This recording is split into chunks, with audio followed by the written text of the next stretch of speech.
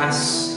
En tu nombre, Padre, que por medio de tu Espíritu Santo tú puedas fortalecer a tu pueblo, que tú puedas edificar a tus hijos, Señor, en el fundamento santo de tu verdad, para gloria y honra de tu nombre, Señor, para así ser perfeccionados a tu imagen, Señor. Que en el nombre de Jesús tú puedas, Señor, suplir las necesidades del espíritu, del alma, saciar el hambre y la sed, Señor, de los corazones, aquellos que hoy buscamos tu rostro, Señor. Que pueda fortalecer los cuerpos, Dios. Amén. Dios es bueno. Vamos al Evangelio de Juan, capítulo 12, versículo 26. Voy a leer la Reina Valera contemporánea, o la RBC. Conversando con unos hermanos en la fe, pues estos hermanos nos dijeron que en este tiempo pandémico tan largo que nos ha tocado atravesar a todos, si bien es cierto que gracias a la tecnología pues la iglesia ha podido mantenerse alimentada, llevando sus servicios a la expresión más mínima que podemos tener, que es la conexión digital, y que eso suprimía pues la comunión, la armonía, las reuniones, las actividades eclesiásticas a prácticamente lo básico y lo indispensable, como era solamente el congregarnos para adorar juntos por medio de la vía digital y para luego pues recibir la palabra que el Señor le daba a cada quien según la iglesia local donde se encontraba. Pero esto trajo como consecuencia pues que debido a que fue un periodo largo en el que estuvimos estrictamente bajo esa figura, en la que la iglesia se malacostumbró ahora a la vía digital. Ahora pues que podemos retomar las actividades, podemos retomar el congregarnos físicamente, pues ahora la pereza y otras cosas más se confabulan para que esto no se dé. Y esto es ahora la reeducación, porque los seres humanos somos seres de hábitos. Duramos más de 3 semanas practicando algo, nos habituamos a eso, ¿no? Entonces sin darnos cuenta creamos un hábito que ahora hay que destruirlo o remodificarlo. Juan 12:26 dice: si alguno me sirve, sígame donde yo esté. No existe persona que diga que es cristiana y que no sea servidor de Jesucristo. O no existe persona que diga que es servidor de Jesucristo y no es seguidor o discípulo de Cristo. O sea, ser discípulo de Cristo es igual a ser servidor de Cristo. O sea, las dos cosas están de la mano. No se puede separar una cosa de la otra. No es posible. El Señor no acepta ese tipo de creyentes, no acepta ese tipo de seguidores, no acepta ese tipo de servidores. Es decir, en el mismo momento que Jesucristo nos reconoce a nosotros como sus discípulos, como su pueblo, automáticamente nos reconoce como sus servidores. Por lo tanto, no es posible seguir teniendo una iglesia consumista, como yo compartía hace unos días atrás. No es posible pretender entonces ser consumistas, como que si fuésemos a ir al cine, como que si vamos a ir a un centro comercial, que usted va, paga por lo que usted se quiere consumir, usted se sienta, consume, se para y se va. Y lastimosamente, debido a la pandemia y debido pues a la necesidad de usar las vías digitales para mantener un mínimo en las iglesias como cuerpo de Cristo, se creó ese mal hábito o esa mala costumbre, esa mala actitud. Y eso básicamente es el mundo. O sea, el mundo tiene una cultura consumista y eso, sin darnos cuenta, se metió en las iglesias. Y ahora cómo está costando salir de esa cultura consumista. Porque los cristianos quieren seguir siendo servidos, pero ellos no quieren servir. Quieren ser atendidos, quieren solamente consumir ellos. Y ya, gracias, buenas noches, nos vemos en la próxima reunión. No, si es que no estoy cansado, si es que llego temprano del trabajo, del estudio, lo que sea, me conecto temprano. Si no, bueno, como yo sé que graban la prédica, pues entonces lo escucho diferido.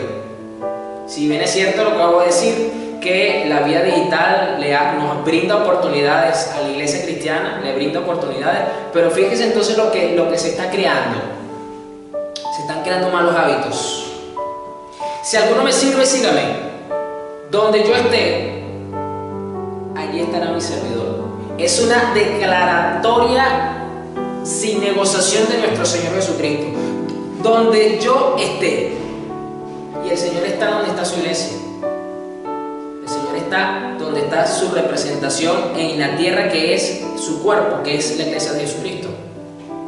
Allí también estará mi servidor. Tenemos la obligación entonces de seguir, voy a usar ahora este término, de perseguir al maestro. No es al revés. El Señor no va a estar donde yo esté. Yo debo estar donde está el maestro.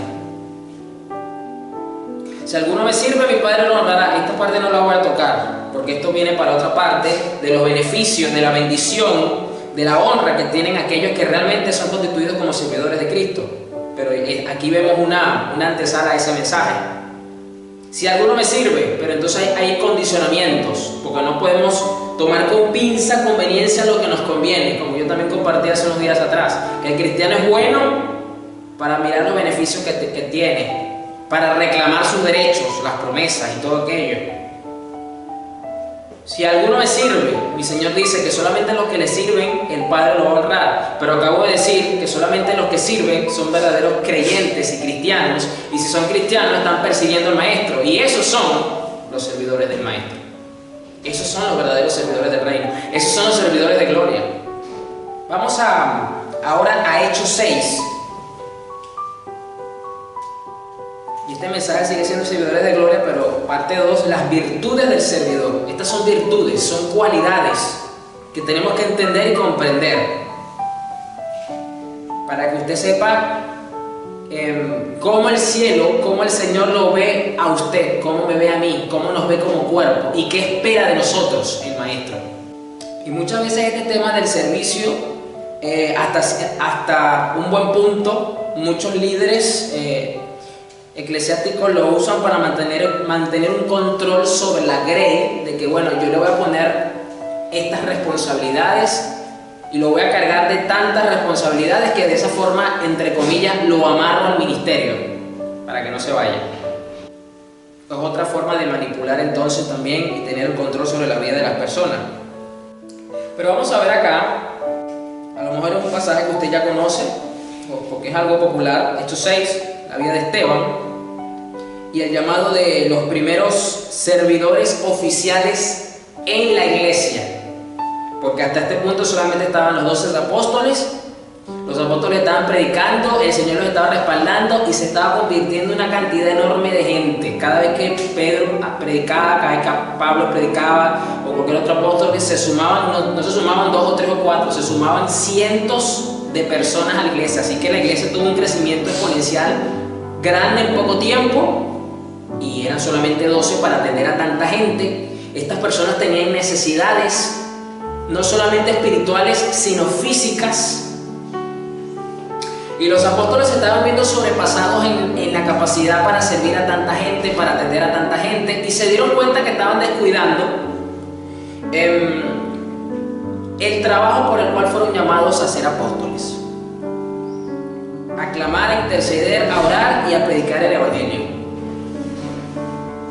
Y entonces pues ya usted sabe, llaman al grupo, pero aquí yo quiero acotar que la palabra diáconos es una palabra griega y significa sencillamente servidor y ayudante, y viene del latín diaconus, que luego se traduce al español como diácono.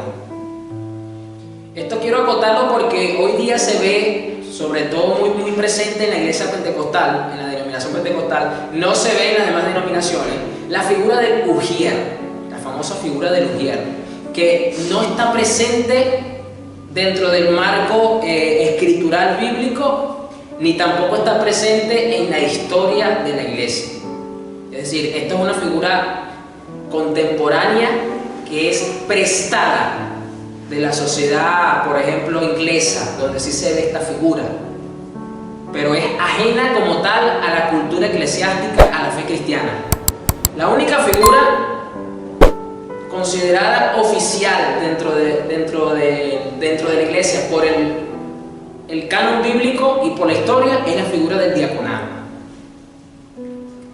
¿Por qué? Porque es lo que vemos establecido, es lo que significa servidor y ayudante. Y a lo largo de la historia, las diferentes denominaciones e iglesias han tenido el diaconado con diferentes funciones. Por ejemplo, voy a leer acá un poco. En la mal llamada Iglesia Católica Cristiana Apostólica Romana, o el Papado, Roma, ellos toman en consideración el diaconado como una preparación para el sacerdocio. La Iglesia Anglicana usa la figura del diaconado dentro de la ordenación ministerial, y para ser pastor tiene que haber sido primero diácono de forma obligatoria. Las iglesias metodistas y bautistas, por ejemplo, también lo tienen como el ordenamiento más bajo a nivel ministerial. Y en la mayoría de las iglesias latinoamericanas, el diaconado funge básicamente solamente para la administración de los bienes materiales de la congregación o de la organización ministerial de turno, pero la figura está allí presente. Fíjense cómo algunas iglesias le dan una connotación un poco mayor o menor dentro de sus organizaciones. Pero aquí vamos a ver otras virtudes que son necesarias entonces para yo, como servidor de Cristo, yo pueda realmente ser eficiente y ser un servidor de gloria. Tomando esto, entonces podemos decir que lo que leímos en el Evangelio de Juan, capítulo 12, versículo 26, Jesús constituye a todos sus hijos, a todo su pueblo como diáconos en contexto general. ¿Por qué? Porque somos servidores. Él nos reconoce a todos como servidores. Entonces, desde ese punto de vista, todos somos diáconos en potencia. ¿Por qué? Porque somos servidores. Al multiplicarse los creyentes rápidamente, ¿ves? Aquí no lo dice. Es que hubo un respaldo tremendo. Hubo muestras de descontento. Empezaron a haber ciertas discrepancias, ciertos descontentos. ¿Por qué? Porque los creyentes que hablaban griego se quejaban de los que hablaban hebreo, diciendo que sus viudas eran discriminadas en la distribución diaria de los alimentos. Empezó a haber una cuestión de contextos étnicos. Aparentemente había una especie como de preferencia entre las viudas hebreas, es decir, las que eran 100% hebreas, sobre aquellos hebreos que estaban exiliados y que entonces eran de habla griega o que hablaban otros idiomas, pero eran también hebreos, pero no se criaron o no vivieron 100% en la Judea.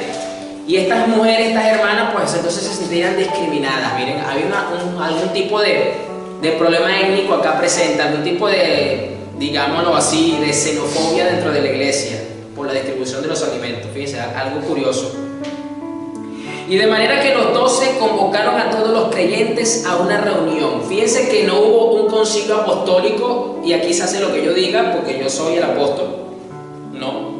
Dice que convocaron a una reunión a todos, a toda la iglesia. No nos dice de cuántas personas eran, pero tomando en cuenta lo que ya dije, que había un número considerable, podemos hablar que eran mínimo más de 500 personas. Si usted toma en cuenta el primer discurso de Pedro en Hechos 2, que dice que se convirtió en un buen número de personas, y le puede sumar a consideración los demás, pues podemos hablar, por poner un número de más de 500 personas era esta iglesia. Y los apóstoles los llamaron a todos y dijeron: nosotros los apóstoles deberíamos ocupar nuestro tiempo en enseñar la palabra de Dios y no en dirigir la distribución de alimentos. Por lo tanto, hermanos, escojan a 7 hombres que sean muy respetados, que estén llenos del Espíritu y de sabiduría. 3 virtudes esenciales que todo siervo o todo servidor de gloria necesita procurar en su vida cultivar siempre para ser un digno representante, un digno siervo del Señor Jesucristo. Necesita ganarse el respeto de la iglesia. ¿Y cómo yo me gano el respeto de la iglesia? Con tu testimonio de vida, con tu estilo de vida. Esto es uno de los problemas que tiene la juventud cristiana dentro de las iglesias locales, donde en la mayoría de las iglesias pentecostales latinoamericanas, los jóvenes siempre son un dolor de cabeza para el pastor. Ay, ¿qué vamos a hacer con esos jóvenes? y usted ve al pobre pastor, ya no sabe qué hacer con el líder de jóvenes, haciendo cuanta estrategia se le ocurre para que los jóvenes sean cristianos, para que los jóvenes tengan una conducta santa delante de la iglesia, y no solamente dentro de la iglesia, sino fuera de la iglesia. No se ganan el respeto, más bien son una vergüenza para la iglesia local. Son menospreciados y son deshonrados por el resto de la iglesia. ¿Pero por qué es eso? Porque no se han ganado el respeto. Porque no han demostrado verdadera cristiandad delante de sus propios hermanos y mucho menos en su casa. Que estén llenos del Espíritu. Usted dirá, bueno, pastor, entonces esto quiere decir que yo tengo que hablar lengua. Son 24 horas, yo tengo que 23 horas hablar lengua. No se está refiriendo a eso, no, hermano. No se está refiriendo a eso. Ser lleno del Espíritu. ¿Cómo yo demuestro que estoy lleno del Espíritu? Gálatas 5. El fruto del Espíritu. Es allí donde usted demuestra que usted está lleno del Espíritu. Fíjense que ahí Pablo no está hablando de 1 Corintios 12. Pablo dice que las manifestaciones sobrenaturales del Espíritu son don de sabiduría y todo aquello que usted sabe. Pero el estar lleno del Espíritu Santo, Pablo lo cataloga como el fruto. O sea, demuéstrame qué árbol tú eres, qué tienes. ¿Estás dando fruto? ¿En qué punto está el fruto del Espíritu en tu vida, amado creyente, amada iglesia? Y de sabiduría. Para los que me escucharon un poquito el viernes, yo hablé un poquito de esto. De lo importante y de lo necesario que es estar lleno de sabiduría. Y fíjense que acá vemos que los apóstoles le pusieron como este requisito a la iglesia. Convocaron a la iglesia y le dijeron, nosotros nos vamos a orar para que el Señor nos revele a ver quiénes van a ser los diáconos. Ustedes los van a escoger. ¿Por qué? Porque la iglesia tiene que tener una armonía, la iglesia tiene que tener una unidad, la iglesia tiene que tener una coinonía. Pero ¿cómo es eso posible si todos estamos conectados vía internet? Usted va a pasar media hora por Zoom con el hermano de al lado. Eso es mentira. Todo el mundo desconecta la cámara cuando el pastor dice Dios me lo bendiga, nos vemos en el próximo servicio, túquiti. Ya todo el mundo desconecta el Facebook, desconecta el Instagram, ya para que ya están riendo porque saben que es verdad, desconectan la sesión de Zoom. Entonces, ¿en qué momento usted se relaciona con el hermano? ¿En qué momento usted hace cuerpo con el otro hermano en la fe? Tenemos que estar todos unidos, tenemos que relacionarnos, somos seres sociales. No podemos permitir que la tecnología suplante las relaciones humanas. Y esto es terrible porque esto está afectando hasta los matrimonios. Personas que se están relacionando más con las redes sociales, personas que apenas abren los ojos, ya no dicen buenos días, mi amor, sino agarran el teléfono para ver el último estado del WhatsApp, para ver los últimos reels de TikTok, para ver los últimos posts de Facebook. O sea, hay que dosificar y hay que controlar el tema de la era digital. Es una bendición enorme, nos permite muchas cosas, sí, pero mire, cuidadito cómo esto puede estar afectando las relaciones. Entonces, no es posible. Imagínese usted que hubiese afectado la pandemia del COVID aquí, métalo aquí en Hechos 6, y que hubiese también tenido los apóstoles el tema de la tecnología y todo aquello. ¿Cómo los apóstoles le dicen a la iglesia? Primero, ¿cómo los reúnen a todos en un mismo lugar? Punto número 2, ¿cómo después que escuchan a los apóstoles, la gente que los escuchó dicen, bueno, nos mandaron a escoger gente, vamos a empezar? ¿Cómo hacen eso si ni siquiera se conocen? Los apóstoles mandan esto porque definitivamente había una coinonía, había una unidad, había una armonía, había un conocimiento entre los hermanos. Si no, ¿cómo van a llegar a un consenso para escoger a esta gente que ya usted sabe quiénes escogieron? Pregunto yo. Porque no estaban siendo, no hubiesen podido ser iglesia. O sea, la armonía, la comunicación, la relación forma parte fundamental de ser el cuerpo de Cristo. A ellos les daremos esa responsabilidad. Entonces nosotros, los apóstoles, podremos dedicar nuestro tiempo a la oración y enseñar la palabra. Miren lo que respondieron, lo que los apóstoles, el apóstol Lucas escribe. A todos les gustó la idea. ¿A quiénes todos? A la iglesia, a los creyentes, a las ovejas. A todos les gustó la idea. Y eligieron a... ¿Quién eligió a Esteban? ¿Los apóstoles? No. La iglesia misma le gustó la idea. Se pusieron de acuerdo, no nos dice cuánto tiempo duraron escogiendo a esta gente, yo supongo que fue bastante rápido, No duraron 3 meses haciendo un postulado y haciendo una cuestión de recursos humanos, no, fue algo rápido. ¿Pero por qué? Porque estaban juntos, porque había esa coinonía, había esa preocupación santa. Y esa coinonía no es para que despotriquemos, ni para que despellejemos, ni para que destruyamos al hermano cuando le conocemos las debilidades, sino para precisamente, como somos cuerpo, cubrirnos en oración, ayudarnos en la flaqueza, fortalecernos en la fe. A todos les gustó la idea y eligieron ¿a quién? A Esteban. ¿Por qué eligieron a Esteban? Porque era un hombre lleno de fe y del Espíritu Santo.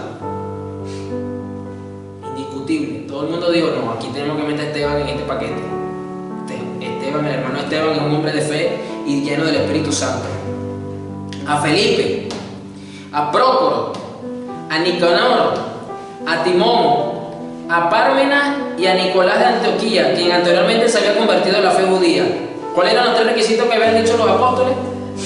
Que sean muy respetados, que estén llenos del Espíritu Santo y de sabiduría. Y estos hombres cumplían con esas 3 cosas. Esteban destacó porque era un hombre de mucha fe y lleno del Espíritu Santo. Por eso fue que destacó y está esa coletilla aquí metida en el verso. Pero él también cumplía con los 3 requisitos básicos. Y los demás hermanos de acá de la iglesia lo cumplían. Y los apóstoles, los mismos hermanos lo postularon y lo llevaron delante de los apóstoles, porque eso fue lo que ellos pidieron. Háganlo, escójanlo entre ustedes. Ustedes saben quiénes son, ustedes se conocen, ustedes tienen comunión, ustedes tienen armonía. ¿Cómo podemos nosotros pretender hacer eso si seguimos permitiendo que la tecnología sustituya la coinonía bíblica? No es posible. Aquí le hago la guerra a la tecnología. No lo puedo permitir como pastor de la Iglesia de Jesucristo, que la tecnología sustituya las relaciones, la coinonía, la armonía bíblica. Eso no lo puedo permitir. Y espero que, así como estoy yo, muchos otros pastores estén preocupados por esto, porque esto es un problema que ahora estamos afrontando hoy día, que no podemos permitirlo. No podemos permitirlo. No, pastor, pero es que eso es posible, porque entonces yo puedo orar y el Señor me va a revelar al hermano a quien vamos a poner. Miren, no lo hicieron los apóstoles, que estaban más llenos del Espíritu Santo que tú y que yo. No lo vas a venir a hacer tú ahorita en 2021. No se autoengaña, hermano. No hay peor engaño que el autoengaño. Si no los apóstoles lo hubiesen hecho, ven acá, vamos a reunirnos los dos aquí. Dice Pedro, venga, nosotros vamos a orar aquí para que el Señor nos diga quiénes son, así como Él hizo con nosotros. Ya salimos de esto rápido. No lo hicieron así. ¿Y por qué no lo hicieron así, pastor? Porque eso iba a perjudicar precisamente el ser iglesia. Además, no todo se puede espiritualizar. Estos 7 hombres fueron presentados ante los apóstoles, quienes oraron por ellos y les impusieron las manos. Fíjense, los apóstoles no pusieron condicionamiento luego. Bueno, vamos a ver si esta se equivocó, ¿verdad? Vamos a ver. No, los apóstoles aceptaron a los 7. No hubo objeción alguna. Ellos simplemente los llamaron, vamos a orar por ustedes. Les impusieron las manos como señal de reconocimiento y de ordenamiento público de la iglesia. ¿Por qué? Porque la misma iglesia es la que prácticamente nombró a sus propios diáconos. La misma iglesia fue la que nombró a sus diáconos. Los apóstoles lo que hicieron fue reconocerlos y ordenarlos. Más nada. Muy contrario a lo que vemos hoy día, que toda la responsabilidad quiere que la iglesia recaiga sobre los pastores. Por eso que tenemos más iglesias centradas en los pastores y no son iglesias realmente. No fungen como iglesia. Así que el mensaje de Dios siguió extendiéndose y el número de creyentes aumentó en gran manera en Jerusalén. Vean, la iglesia crecía rápido, había gente. Y muchos de los sacerdotes judíos también se convirtieron. Y Esteban, el líder de los diáconos, por decirlo de alguna forma, un hombre lleno de la gracia y del poder de Dios, hacía señales y milagros asombrosos entre la gente. Esto es otra cosa, que cuando usted tiene una vida que se ha ganado el respeto de los demás hermanos porque usted ha demostrado que usted de verdad es cristiano, de verdadita, que su testimonio de vida es el evangelio andante, que usted está lleno de fe, que usted está lleno de la sabiduría, que el fruto en su vida está masificado y maximizado Yo compartí el día jueves y decía que Dios respalda la predicación del Evangelio. ¿Por qué? Porque Dios respalda su Evangelio, porque su Evangelio no es una falsa doctrina, su Evangelio no es una religión de este mundo. Pero que ese respaldo, ¿por qué venía? Porque Pablo era un hombre que estaba dedicado a la predicación del Evangelio y a vivir el Evangelio, y por eso Dios lo respaldaba.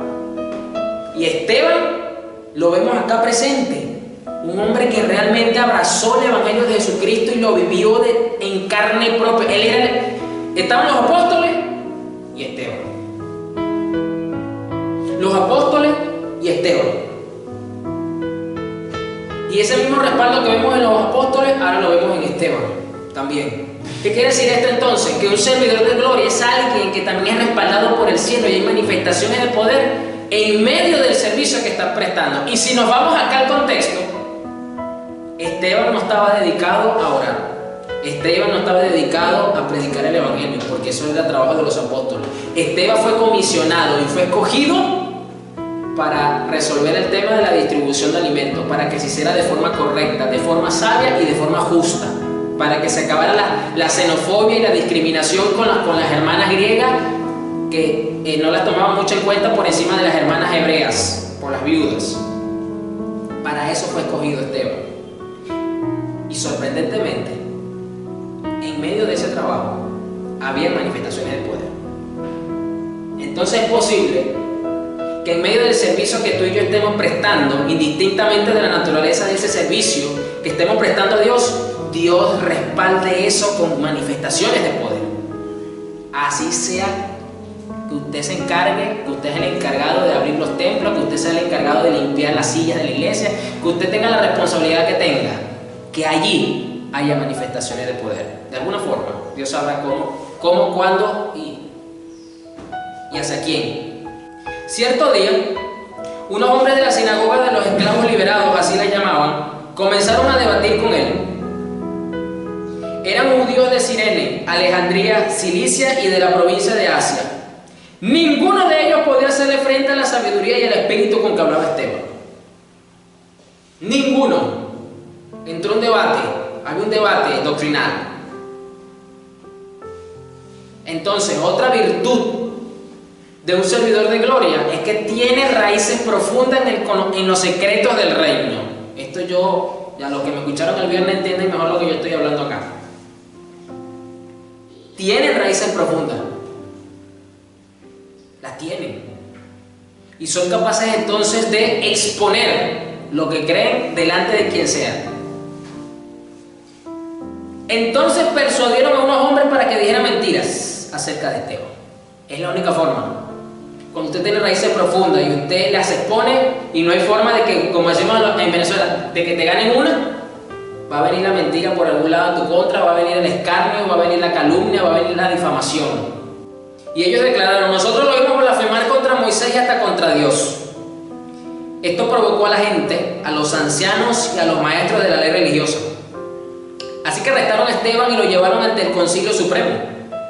El Concilio Supremo es como quien dice el Tribunal Supremo de Justicia en aspectos religiosos de la época, para que usted entienda. Los testigos mentirosos dijeron: este hombre siempre habla contra el santo templo y contra la ley de Moisés. Lo hemos oído decir que ese tal Jesús de Nazaret destruirá el templo y cambiará las costumbres que Moisés nos transmitió. En ese momento todos los del Concilio Supremo fijaron la mirada en Esteban, porque su cara comenzó a brillar como la de un ángel. Esteban era un servidor de gloria.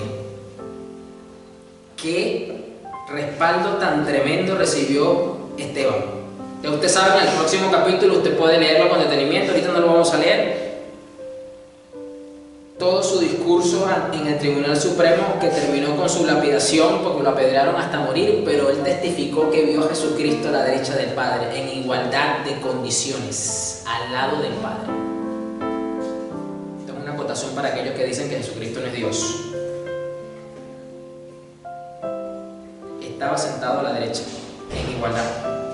Igual que veo a Jesucristo: Señor, no le tome en cuenta este pecado. Y dice que murió y entregó su espíritu. El primer mártir de la iglesia cristiana del tiempo de la gracia no fue ninguno de los apóstoles, fue un servidor, fue el primer diácono. Ese fue el primer mártir por el Evangelio. Y por cierto, ahí estaba presente en ese martirio Saulo de Tarso, todavía no se había convertido a Cristo. Entonces miren las virtudes que necesitamos nosotros cultivar. Pastor, pero usted lo está poniendo muy alto, entonces usted está poniendo la vara muy alta, porque entonces usted está diciendo que un servidor debe tener estas virtudes para poder servir al Señor. Entonces no vamos a poder servir al Señor, entonces ninguno. Yo no lo estoy poniendo alto. La cristiandad moderna bajó la vara, que fue otra cosa. Yo lo estoy llevando al nivel donde la Biblia lo establece, que es otra cosa. Yo no la estoy subiendo, yo lo estoy llevando a usted, mami, de donde la tenemos ahorita en la cristiandad moderna al estándar bíblico. Entonces yo no la estoy subiendo, más bien yo lo estoy a usted poniendo en el punto donde la Biblia lo pone. Imagínese usted, para los apóstoles, para la iglesia primitiva, para distribuir comida, usted tenía que tener estas cualidades. Bárbaro. Esto cambiaría la óptica entonces. De número uno, entender que la iglesia, como cuerpo de Cristo, la iglesia local, todos los miembros tienen una responsabilidad sobre el consiervo de al lado. Porque cuando tú apruebas el testimonio, la vida de alguien, tú le estás dando licencia para hacer cosas. Bien, vamos ahora a 1 Timoteo 3, versículo 8. Si usted quiere ser servidor de gloria, pues sigamos acá entonces las virtudes, cultivemos estas virtudes que tenemos. Y evidentemente esto va a repercutir en el servicio que tenemos para con nuestros consiervos en la fe. Porque usted se imagina a alguien, vamos a poner acá el ejemplo de Hechos 6, como que si dentro de los tres requisitos que pusieron los apóstoles, hubiesen puesto dos solamente, no hubiesen puesto sabiduría, por poner un ejemplo. Hubiese sido un desastre, yo creo que hasta peor, la problemática de resolverle la distribución a los alimentos, porque se necesitaba entonces sabiduría. No sabemos cuál era el nivel de complejidad para distribuir esa comida propiamente, porque no tenemos mayores detalles según la Biblia, pero si los apóstoles pusieron que era necesario tener la sabiduría, quiere decir que allá había un conflicto mayor, un conflicto de verdad serio, que necesitaba personas sabias para organizar, para administrar, para distribuir a las personas y a la provisión material. 1 Timoteo 3:8, tomando en cuenta entonces que estamos mirando que el diaconado es básicamente la figura establecida en las Escrituras y que a lo largo de la historia las diferentes iglesias lo han tenido presente dentro de su organización, dentro de su funcionamiento local, no podemos entonces dejar de considerar lo que el apóstol Pablo ordena en este pasaje, que esto no es algo opcional. Esto no es algo opcional. No como muchas veces hoy hacen muchas iglesias que bueno, ya el hermano fulanito ya pasó los 3 módulos de doctrina básica, ya se bautizó en el agua, es fiel, diezma, vamos a considerarlo para que se ungieran. Estoy poniendo solo un ejemplo, porque pueden haber otras consideraciones y que precisamente dentro de esas consideraciones no toman en cuenta muchas de las cosas que aquí dice el apóstol Pablo. No lo toman en cuenta. De la misma manera, versículo 8, leo la NTV, 1 Timoteo 3:8. De la misma manera, los diáconos, es decir, los servidores, deben ser dignos de mucho respeto. Mire lo que otra vez el apóstol Pablo dice, exactamente lo mismo que dijo el apóstol Pedro en Hechos 6. Y recuerde que en Hechos 6 él todavía no se había convertido. Los diáconos deben ser dignos de mucho respeto. No dice de poquito respeto, no dice de algo de respeto, dice de mucho respeto. Y tener integridad. Es decir, ser completos, ser maduros en la fe. Usted ni se imagina la cantidad de dolores de cabeza que se puede evitar en una iglesia local cuando tiene servidores que sean de mucho respeto y que sean maduros en la fe. Se evitarían una gran cantidad de problemas internos y cuanto más externos. No deben emborracharse, ni ser deshonestos con el dinero. Es decir, que sean sinceros, transparentes con la administración de los bienes materiales. Aquí pone el dinero porque precisamente el diaconado en las iglesias primitivas se encargaban de la bolsa de los dineros, así como lo que hacía el apóstol Judas Iscariote, que dice que él sustraía de la bolsa que era del Señor, pero él era el administrador. El Señor lo sabía que le estaba robando, pero él era el administrador. Es decir, él era el diácono del maestro en ese aspecto. Que el maestro nunca necesitó de esa bolsa, pero la tenía. No debe emborracharse ni ser deshonestos con el dinero. Transparencia, honestidad. Tienen que estar comprometidos con el misterio de la fe. Esto es muy relevante, porque precisamente no existe servidor de Cristo que no tenga compromiso con Cristo, número uno, y número dos, con el cuerpo de Cristo, y número tres, con la iglesia local. Si usted dice que es servidor de Cristo, que usted es seguidor del maestro, y el maestro lo reconoce a usted, entonces usted tiene compromiso con la causa del evangelio, con la causa de Jesucristo. Usted va a tener compromiso serio y firme con el cuerpo de Cristo, con la iglesia. Y número tres, ese compromiso se va a manifestar en la iglesia local donde usted se encuentra. Si no, no diga que usted es servidor de Cristo.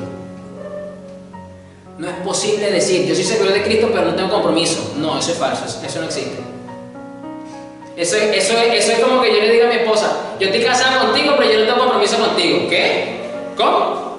Espera, ven acá, parito, siéntate ahí. ¿Cómo es eso? Explícamelo. O sea, es lo mismo. Es el mismo principio. ¿Cómo usted, si usted está casado, usted le va a decir a su pareja, no, tú y yo estamos casados, pero yo no tengo compromiso contigo? ¿Cómo? Si el matrimonio en sí, ya de forma tácita, automática, forma parte de la naturaleza del vínculo matrimonial, el compromiso. Y cuando aquí me estoy refiriendo al ejemplo del matrimonio físico, es compromiso en todas las áreas. ¿Cierto o falso? Es compromiso emocional, compromiso financiero, compromiso físico, compromiso en todas las esferas y en todas las áreas. No existe un matrimonio, por lo menos el bíblico, el cristiano, donde el compromiso sea media. Eso yo no lo veo en la Escritura. El compromiso que Cristo tiene como cabeza de su iglesia, como esposo, es total. Y Él exige que la iglesia tenga un compromiso total con Él. ¿Por qué? Porque están casados, la iglesia de Cristo. Y Pablo lo pone como ejemplo, el matrimonio físico, para representar ese compromiso. Entonces un servidor tiene que tener compromiso con la causa. Tiene que estar comprometido con su iglesia, con el cuerpo de Cristo. Y tiene que luego, a su vez, ese compromiso mostrarse en la iglesia local donde tú perteneces. ¿Dónde está tu compromiso con esa iglesia local? Pregunto yo. ¿Cómo se ve manifestado ese compromiso? Pregunto. Bueno, lo que pasa es que como a mí el pastor no me ha ordenado, entonces yo no tengo compromiso. O sea, que tú tienes que esperar que el pastor te ordene. Esa es lamentablemente la cultura evangélica latinoamericana moderna. Es que yo tengo que esperar que el pastor me ponga. Wow, que hubiesen pensado en los diáconos de Hechos 6, porque a ellos no los nombraron los apóstoles, a ellos los nombraron y los promovieron los mismos hermanos de la iglesia, y los apóstoles lo que hicieron fue reconocerlos y ordenarlos, más nada. Tiene que estar comprometido con el misterio de la fe que ahora ha sido revelado y vivir con la conciencia limpia. Que sean evaluados, escuche esto, que sean evaluados cuidadosamente antes de ser nombrados oficialmente como diáconos, como servidores de la iglesia local. O sea, tienen que demostrar un compromiso. Es decir, fíjese, ahora el apóstol Pablo está ampliando los requisitos que ya vimos en Hechos 6. Porque no es que los está contradiciendo, no es que los está ignorando, no, él está ampliando. Dice, aparte de lo que ya aprendimos del apóstol Pedro, de lo que le dijo el apóstol Pedro en aquella reunión de Hechos 6, con el hermano Esteban, pues ahora yo os digo, inspirado por el Espíritu Santo, que es necesario que tengan estas virtudes en su vida, que cultiven estas virtudes, que esto es fundamental, esto es básico, ojo, esto es básico. Esto es algo de requisitos básicos, que esto no va a cambiar nunca, no debería de cambiar nunca, mejor dicho. Estos son textos que no tienen negociación. Que sean evaluados cuidadosamente. Miren, el apóstol Pablo nos dice que de verdad hay un rigor, un cuidada, de verdad. Vamos a poner a prueba el compromiso que estas personas dicen tener con Cristo, con el Evangelio, con su cuerpo y luego con la iglesia local, para ver si de verdad lo podemos considerar como servidores de gloria, como servidores de Cristo y como servidores de acá. Yo le decía a unos hermanos que tuve una reunión hace unas semanas atrás ya prácticamente, yo no le puedo exigir a esta persona que haga esto si yo conozco que no tiene el tiempo para hacerlo, pero sé que ahora tiene estas cualidades, tiene esta herramienta y allí esta persona puede servir y puede tener un compromiso firme con Jesucristo, no conmigo, no con la iglesia, es con el Señor que va a tener un compromiso. Y así es. Y luego continúa, si pasan el examen, entonces que sirvan como diáconos. Fíjense que entonces que el nombramiento de servidores dentro de una iglesia, del reconocimiento, no es simplemente algo superficial. Ah, no, pero es que el hermano es educador, él tiene 10 años de experiencia como educador. Vamos a ponerlo. Puede ser considerado, puede ser, voy a usar un término un poco más moderno, puede ser un postulante, puede ser un aspirante a servir en un área. Vaya, qué tremendo. De la misma manera, sus esposas deben ser dignas de respeto y no calumniar a nadie. Dentro de ese examen riguroso que nos está poniendo aquí el apóstol Pablo, debemos de considerar la relación y la vida familiar de esos servidores. ¿Cómo está la relación familiar? En este caso, el apóstol Pablo está poniendo el ejemplo de los que están casados. Evidentemente, si la persona no está casada, eso no se considera. Pero se pueden considerar otros aspectos, como por ejemplo, cómo es su relación con los padres. Ah, pero es que el pastor, lo que pasa es que los padres del hermano fulano no son cristianos. Ay, con más razón. ¿Cómo es su testimonio para con esos padres? ¿Cómo es su relación con ellos en su casa? Interesante. Deben ser dignas de respeto y no calumniar a nadie. Deben tener control propio y ser fieles en todo lo que hagan. Es decir, también tener un comportamiento moral aceptado. Un diácono debe serle fiel a su esposa. Aquí está. O sea, no puede haber compromiso sin fidelidad y no puede haber fidelidad si no hay compromiso. Las dos cosas van de la mano. No se pueden divorciar las dos cosas. Dirigir bien a sus hijos y a los demás de su casa. Es decir, cómo es el testimonio, cómo es el comportamiento de ese servidor en su casa, con los que conviven, con los que están en su entorno, con sus familiares directos, con los que se relaciona más. ¿Cómo es? Yo vengo de un ministerio grande donde muchos servidores eran ángeles, eran A1 en el servicio prestado dentro de la iglesia. Los reconocían todos los años con bombos y platillos, una cosa pero espectacular, que lo que le faltaba era ponerle una valla afuera por la autopista para que todo el mundo lo viera. Una cosa que uno, el hermano fulano, mira, qué tremendo. Pero después pasaban los días y no es que uno andaba de chismoso, entre comillas, pendiente de la vida de los demás. Pero como la palabra dice que entre cielo y tierra no hay nada oculto y que todo tarde o temprano se sabe, entonces empezaron a salir rumores que el hermano fulanito le pegó los cachos a la mujer, que lo vieron saliendo de un hotel, que no sé qué más, que se emborrachó, que le pega a los hijos, y uno se hace de la vista gorda. Y después esos rumores iban ganando fuerza y después se confirmaban dichos rumores. Y uno, ay, mi madre, ¿y ahora? Y uno dice, bueno, si se confirmaron estas cosas, lo más lógico es que entonces de la iglesia los quiten. No, en la iglesia se hacen de la vista gorda. No tomaban ningún tipo de atribuciones para corregir estas cosas. Y no sea, Dios mío, y uno callaba como María para no levantar la bola en contra de uno, ¿no? Eso no puede ser, Señor. Un diácono debe serle fiel a su esposa, dirigir bien a sus hijos y a los demás de su casa. Y a los demás de su casa. Los que hagan bien su trabajo como diáconos, ahora, serán recompensados con el respeto de los demás, es decir, la estima, el amor, el aprecio del resto de los hermanos en la fe. Es decir, vámonos ahora a Hechos 6 otra vez. ¿Usted cree que Esteban, usted cree que Prócoro, Nicanor y todos los demás diáconos de la iglesia no se ganaron más el amor, el respeto, la dicha, la consideración, la estima del resto de los hermanos que fueron los que lo promovieron y lo pusieron? ¡Wow! Eso es lindo, ¿sabes? Eso es hermoso. Saber que te aprecian, que te valoran, que te consideran en un lugar. Pero ¿cómo es eso posible si tenemos a la tecnología metida, si ahora todas las relaciones se hacen por Zoom? Ay, es que se me cayó el Zoom. Todo es el Zoom ahora. Tenemos más relación con Zoom que con los hermanos en la fe. Tenemos más relación con Facebook, con WhatsApp, Messenger y toda aquella cosa que con lo mismo, con ese calor humano. ¿Cómo yo puedo apreciar al hermano? No, yo no estoy apreciando al hermano, yo estoy apreciando el Zoom. Yo no le estoy agarrando cariño al hermano, le estoy agarrando cariño es al Facebook Messenger, al Facebook Live, a ese al que le estoy agarrando cariño.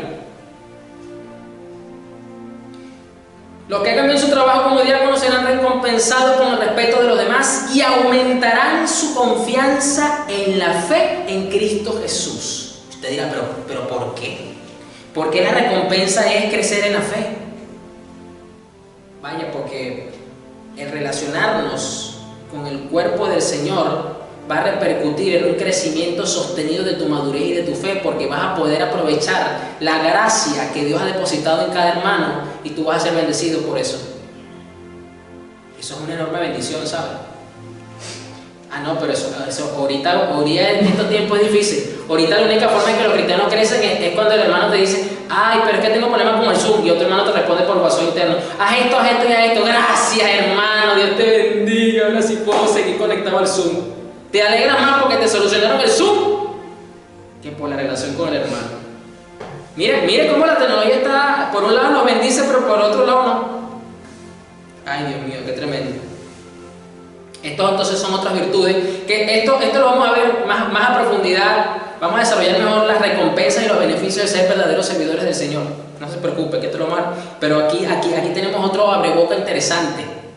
Vamos a ver Romanos 12, versículo 1, leo la NTV.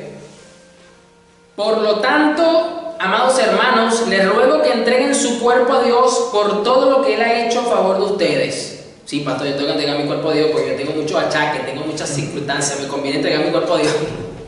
No, aparte de eso, de que usted necesite pues la gracia y el poder de Dios para que su cuerpo funcione bien, tenga buena salud. Que sea un sacrificio vivo y santo, la clase de sacrificio que a Él le agrada. Esa es la verdadera forma de adorarlo. ¡Wow! Aquí está sencillo. Usted quiere ser un buen servidor, un servidor de gloria y aparte un servidor y adorador de verdad, pues tenga una vida en santidad. Aquí está. No imiten las conductas ni las costumbres de este mundo. Wow, esto encaja perfectamente con lo que vengo explicando. Ahorita las costumbres del mundo es rendirle culto a la era digital. Ahora lo voy a poner desde ese punto de vista, que es lo que está afectando a la iglesia. Entonces la iglesia está asumiendo la costumbre de este mundo, ese consumismo que se ha metido, y la palabra nos dice, no imiten las costumbres de este mundo. Por eso no me puedo quedar callado, no puedo estar en paz con este punto negativo de la tecnología dentro de la iglesia. Más bien, dejen que Dios los transforme en personas nuevas. ¿Cómo nos vamos a seguir transformando en personas nuevas? Al cambiarles la manera de pensar. ¿Y cómo yo voy a cambiar mi manera de pensar? Exponiéndome a la palabra de Dios, meditando en la palabra de Dios y aceptando las correcciones de la palabra de Dios, cuando es expuesta correctamente. Esto es necesario aclararlo. Entonces aprenderán a conocer la voluntad de Dios para ustedes, la cual es buena, agradable y perfecta. A muchos les cuesta saber cuál es la voluntad de Dios para su vida, porque no están siendo transformados, no están siendo cambiados en su manera de pensar. Entonces les cuesta discernir cuál es la voluntad de Dios para su vida, qué decisiones tienen que tomar, qué cosas no tienen que seguir haciendo. Les cuesta. Y por eso es más fácil usar el comodín. Voy a llamar al pastor para que él me diga qué es lo que voy a hacer. Entonces tienen a los pastores de oráculo. Y los pastores a lo mejor no se dan cuenta, pero terminan manejándole la vida a las ovejas. Basado en el privilegio y la autoridad que Dios me ha dado, le advierto a cada uno de ustedes lo siguiente: ninguno se crea mejor de lo que realmente es. Sean realistas al evaluarse a ustedes mismos. Usted como servidor, usted tiene que conocer cuánto de las virtudes que acabamos de ver a usted todavía le falta desarrollar más, o cuál ya tiene más desarrollada y puede fortalecerlas un poco más, pero puede darle un poco más de atención a otras virtudes donde usted necesita crecer en esas virtudes. Usted tiene que ser realista con usted mismo, porque ya yo lo dije hace rato, no hay peor el engaño que el autoengaño. Así como nuestro cuerpo tiene muchas partes y cada parte tiene una función específica, el cuerpo de Cristo también. Nosotros somos las diversas partes de un solo cuerpo. y nos pertenecemos unos a otros, ¿por qué yo debo de tener un compromiso con el cuerpo de Cristo, con mi iglesia local? Porque nos pertenecemos unos a otros, lo dice Pablo. A mí me tiene que preocupar el estado de mi hermano, porque él pertenece a mí, o sea, estamos unidos, no hay forma de separarnos. No podemos tener entonces una vida cristiana tan aislada. No, eso no es bíblico, no es lo que Dios quiere, no es el diseño de Dios para la iglesia. Dios en su gracia nos ha dado dones diferentes para hacer bien determinadas cosas. ¿Por qué Dios nos da dones? Es porque necesitamos hacer diferentes cosas dentro de la iglesia según las necesidades de la iglesia local donde Dios te va poniendo. Por ejemplo, esta iglesia donde yo me encontraba era un ministerio grande, y como era un ministerio muy grande, tenía diferentes áreas de servicio, y en cada una de esas áreas de servicio entonces se fueron abriendo plazas que demandaban cubrir esas necesidades de servicio. Pero eso fue una medida del tiempo, porque cuando ese ministerio comenzó no tenía ni siquiera cámara, no tenía radio, no tenía estacionamiento, no tenía seguridad y otra serie de cosas pues que forman parte de cuando la iglesia se reúne o va en pro de la expansión del reino. Entonces, si una iglesia local no tiene, por ejemplo, cómo transmitir en vivo, no tiene tecnología, pues a lo mejor no va a necesitar personas capacitadas para estas cosas, ¿no? Entonces aquí entendamos que el apóstol está hablando en el contexto de su época y está poniendo como que las cosas más elementales, las más básicas. Y aquí dice entonces, si tu don es servir a otros, es decir, como el de Esteban, es decir, en la atención directa, de alguna forma, sírvelo bien. Si eres maestro, enseña bien. Si tomamos en cuenta que el apóstol Pablo viene diciendo más arriba que cada quien tiene que ser realista en su propia condición, y entonces usted tiene que conocer su condición, usted tiene que saber qué don usted tiene, qué gracia usted Dios le dio, qué herramienta tienes a tu disposición, y en base a eso tú lo vas a poder poner por obra, lo vas a poder poner en práctica en la iglesia local donde tú te encuentras. ¿Qué sabes? O sea, ¿qué don tienes tú a disposición? Si eres maestro, enseña bien. Si tu don consiste en animar a otros, yo le voy a decir una cosa. En lo personal, yo no pedí el don de la maestría. Yo no lo pedí. A mí me fue concedido por gracia. Lo descubrí, me di cuenta del don y ahora lo pongo en práctica. Pero yo no lo pedí. Si tu don consiste en animar a otros, anímalos. Pero esto no se trata de ponerle frases motivadoras de Daniel Javif, o ponerle prédica de Dante Hebel, o ponerle fragmentos del libro de Joel Osteen. No se está refiriendo a eso. A ese tipo de animación no se está refiriendo. A la animación bíblica a la que se refiere acá el apóstol es la misma que aparece en 1 Corintios 14, que dice que la profecía busca edificar, exhortar y animar. Y son esa capacidad tierna que nos contrista en el espíritu, que nos centra en Cristo y nos levanta de la actitud en la que tenemos. Eso solamente viene por el Espíritu directamente. Eso no viene por oratoria, por motivación de acá de la tierra, ni mucho menos. No se está hablando de ese tipo de motivación acá en la tierra. Es esa capacidad de dar una palabras del cielo que literalmente alumbran el alma y el corazón del hermano y dejan fruto en el tiempo. No es algo temporal y momentáneo. Si tu don consiste en animar a otros, anímalos. Si tu don es dar, hazlo con generosidad. A la gente no le gusta este don, a la gente le gusta ser servido de este don. A mí me gusta que me den. A todos nos gusta que nos den. Y si es gratis, mejor. Si no hay responsabilidad de devolverlo, más sabroso todavía. Venga, si así llueve que no escampe. Pero ¿cuántos piden ser generosos? ¿O cuántos se están dando cuenta de que son generosos? Casi siempre ese tipo de dones son los más visibles y son los más abusados también. El don de la maestría, si bien tú enseñas, pero también en la maestría tú tienes que corregir. A la gente no le gusta ser corregida. A la gente no le gusta que le llamen la atención. A la gente no le digan que están equivocados. A nosotros no nos gusta, es nuestra naturaleza caída. No nos gusta ser corregidos. Lo traemos desde niño. ¿Cuántas veces usted se molestó con su padre cuando usted lo corrigieron de niño? O lo castigaron por precisamente forma parte de la corrección. Si tu don es dar, hazlo con generosidad. Si Dios te ha dado la capacidad de liderar, toma la responsabilidad en serio. Si tienes el don de mostrar bondad a otros, hazlo con gusto. Estos es un don muy hermoso, la bondad. Casi siempre los dones también trabajan en equipo. Casi siempre las personas que son generosas son personas bondadosas porque se ocupan de darle a los pobres, a los necesitados, a este tipo de personas, ¿no? Es posible. No finjan amar a los demás, ámenlos de verdad. Aquí yo quería llegar, porque el apóstol Pablo viene describiendo algunos dones elementales y básicos en la iglesia de Cristo y luego el apóstol dice, no finjan amar a los demás. Cuando tú eres verdadero servidor de Cristo, tú amas al Señor, porque cumple el primer mandamiento y luego vas a cumplir el segundo. Ama a tu prójimo como a ti mismo. Y el servir a tu prójimo es una forma de amar, según la expresión del servicio que Dios te dé. Puede ser alguno de estos que está aquí, puede que no sea alguno de estos que está aquí, pero tienes algo que aportarle a la iglesia local donde tú te encuentras. Y de esa forma tú estás cumpliendo el segundo mandamiento porque lo estás amando. Cuando yo me ocupo de enseñarle a usted, cuando yo me ocupo a usted de corregirle, aunque a usted no le guste, yo a usted lo estoy sirviendo y lo estoy amando, iglesia.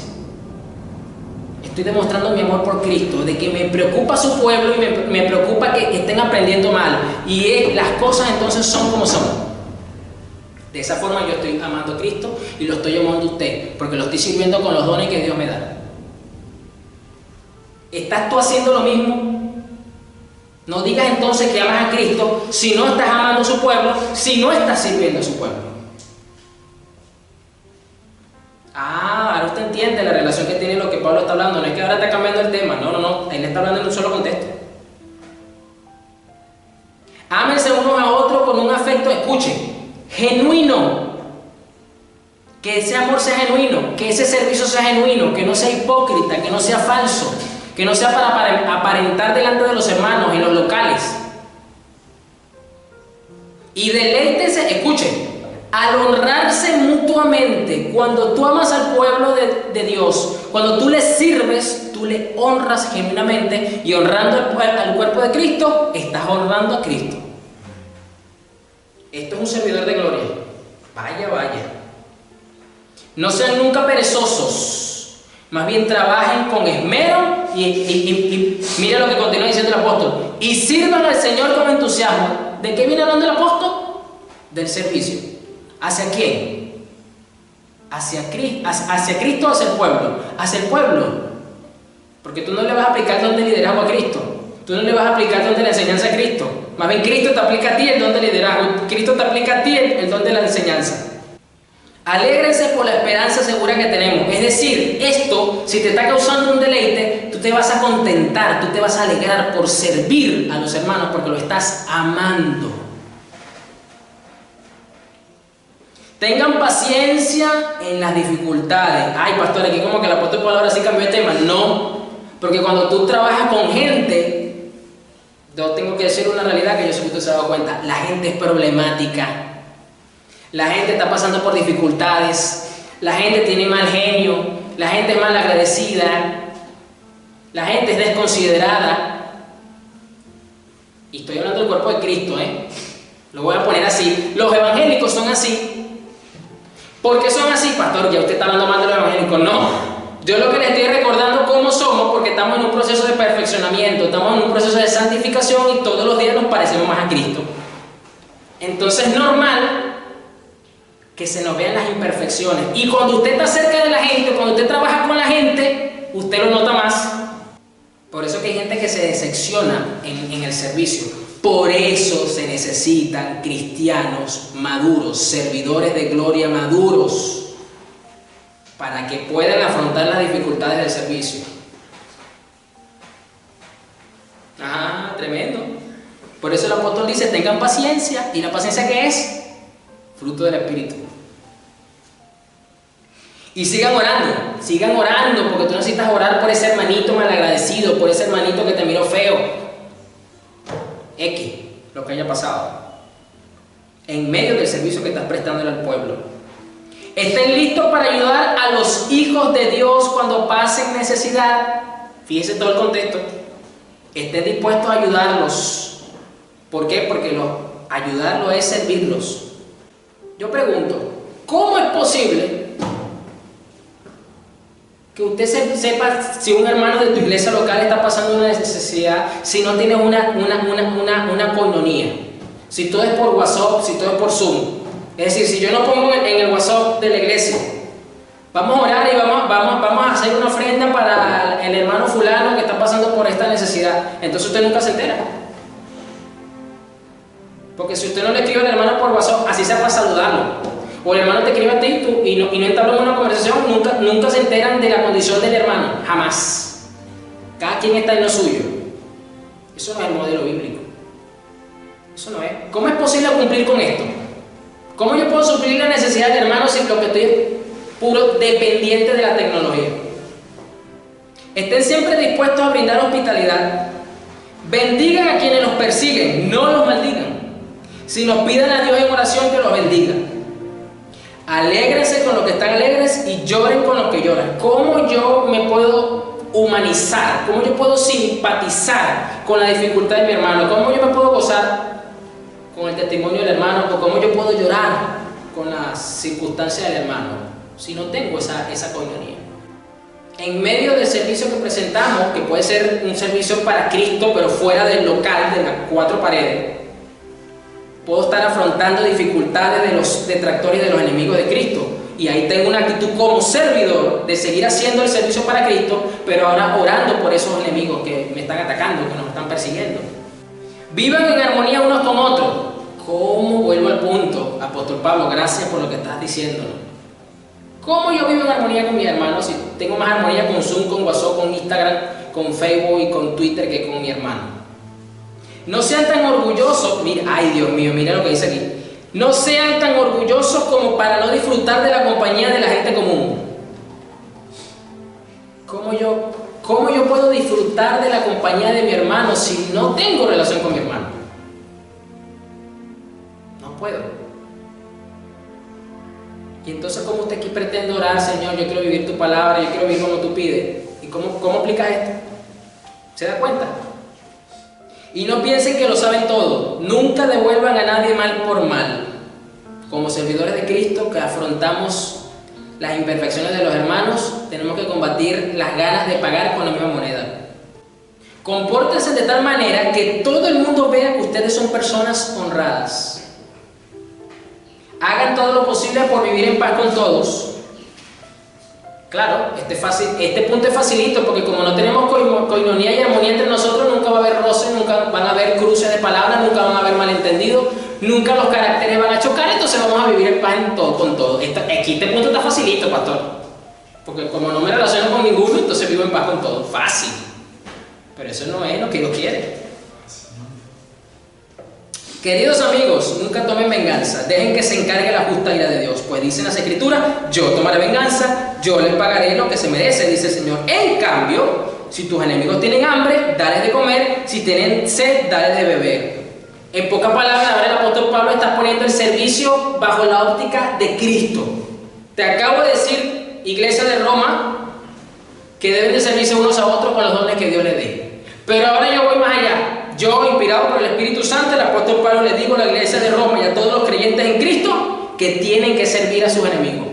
¡Guau! Le rompió la cabeza a todo.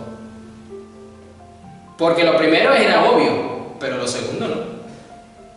Y si usted toma en cuenta que el imperio greco-romano en la que vivió el apóstol Pablo era bastante cruel, sanguinario, que Hitler se quedó tonto delante del emperador Nerón, que fue el que lo mandó a matar a él, y persiguió a la iglesia de una forma endemoniada, pues estas palabras, wow, tenían una connotación mayor. Yo les digo ahora, sirvan a los enemigos. Si tu enemigo tiene de comer, vaya a su casa, prepárele la comida y se la lleva. Dele de comer. O saque usted de su bolsillo y le compra comida y se lo lleva. Si tiene sed, dele de beber. Pero ¿cómo vamos a servir a nuestros enemigos? O sea, ¿con qué moral vamos a salir a servir a nuestros detractores si no nos servimos entre nosotros? Pregunto yo. ¿Con qué moral lo vamos a hacer? Al hacer eso, amontonarás carbones encendidos de vergüenza sobre su cabeza.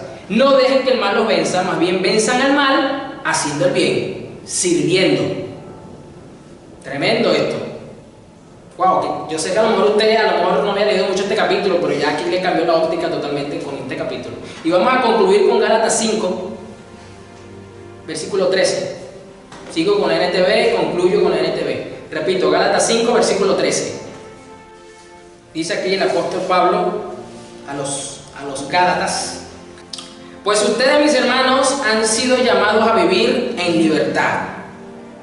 Esto es lo paradójico del cristianismo, que siendo esclavos somos libres. Pero no usen esa libertad para satisfacer los deseos de la naturaleza pecaminosa.